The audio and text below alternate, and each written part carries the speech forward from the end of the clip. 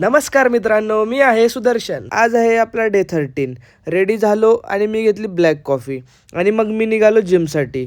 आज जिममध्ये करायचं होता बॅक आणि बायसेपचा वर्कआउट. असं तर मला बॅकचा एक्सरसाइज बाकीच्या वर्कआउटपेक्षा थोडा जास्तच आवडतो. कारण जेव्हा पण मी बॅकचा एक्सरसाइज करतो तेव्हा माझ्यामध्ये एक वेगळाच कॉन्फिडन्स येतो. आणि मग बॅकचा वर्कआउट करून मी स्टार्ट केला बायसेपचा वर्कआउट.